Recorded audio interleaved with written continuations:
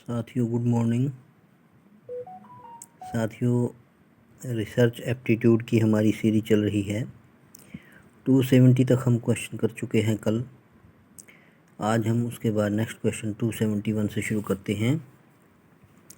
देखिए question number 271 है जो संस्कृत के पेपर में फर्स्ट पेपर के साथ 2023 शिफ्ट 2 में आया हुआ है। जब कोई शोधकर्ता प्रतिवेदन या पांडुलिपि लिखते समय संक्षेपाक्षर FN का प्रयोग करता है तो इसका मतलब क्या है। अच्छा क्वेश्चन ये भी। ABCD संख्या अंक अनुवर्ती संख्याएं अंतिम टिप्पणी और पाद टिप्पणी। D है जब कोई शोधकर्ता पांडुलिपि लिखते समय संक्षेपाक्षर FN का प्रयोग करता है तो इसका अभिप्राय फुट नोट यानी F मतलब फुट और N मतलब नोट, फुट नोट यानी पाद टिप्पणी है।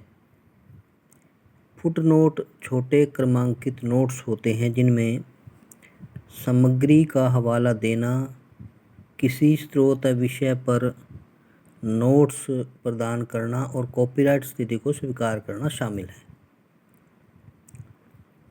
ये था आपका क्वेश्चन नंबर 271। नेक्स्ट क्वेश्चन की ओर बढ़ते हैं। क्वेश्चन नंबर 272 देखिए। शोधकर्ता पांडुलिपि हस्तलिपि लिखते समय प्राय संक्षेपाक्षर ET.AL का प्रयोग करते हैं, इसका अर्थ है। ये हम पहले भी क्वेश्चन पढ़ चुके हैं, दोबारा फिर आ गया ये। बी आंसर रहेगा इसका। शोधकर्ता पांडुलिपि या हस्तलिपि लिखते समय प्राय संक्षेपाक्षर ET.AL का प्रयोग करते हैं, इसका अर्थ है और अन्य हैं।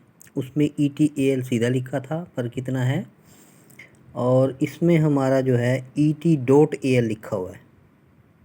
आप इसी का ध्यान करें, उसमें ET.AL सीधा लिखा था साथ में, इसमें ET.AL लिखा है। ये फ़र्क है इस चीज़ में। साथियों दो क्वेश्चन हो गए 271 और 272। इसके बाद हम थर्ड क्वेश्चन की ओर बढ़ते हैं। तीसरा क्वेश्चन देखिए 273। नीचे दो कथन दिए गए हैं। कथन एक, UGC CARI सूची में सभी स्कोप्स, वेब ऑफ साइंस और MLA सूचीबद्ध जर्नल शामिल होते हैं।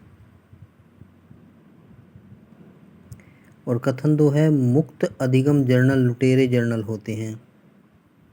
उपयुक्त कथन के आलोक में नीचे दिए गए विकल्पों में से सही उत्तर का चयन कीजिए। कथन एक और दो दोनों सत्य हैं, दोनों असत्य हैं। सी आएगा आपका पहला सत्य है, दूसरा गलत है। डी आएगा पहला गलत है, दूसरा सही है। 2023।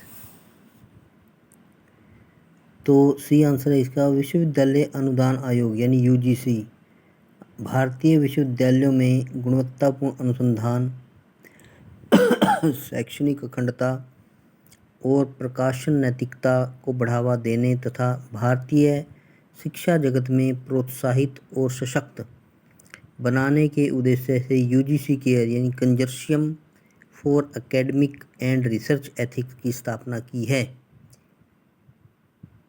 UGC केयर सूची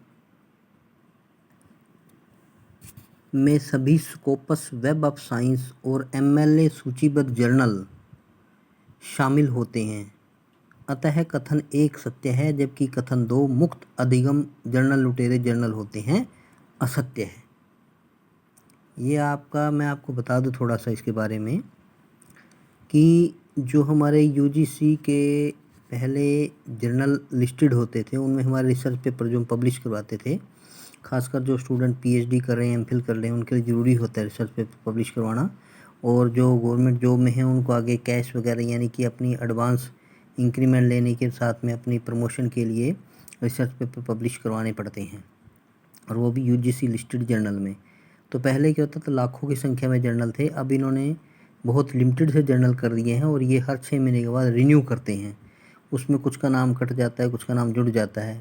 तो ऑन द डेट कौन सा जर्नल है ये अब थोड़ा सा टिपिकल हो गया मैटर। तो MLA जो सूचीबद्ध हैं या स्कोपस के हैं वो अलग अलग दो ग्रुप बना दिए हैं UGC की साइट पे, और जो इसकी पुणे यूनिवर्सिटी है वो इसको डील करती है। आशा करता हूँ आपको क्लियर होगी मेरी बात जो मैं कहना चाह रहा था। तो इसके साथ ही हम इस वीडियो को यहीं ओवर करते। थैंक यू ऑल, बने रहिए और सब्सक्राइब करिए।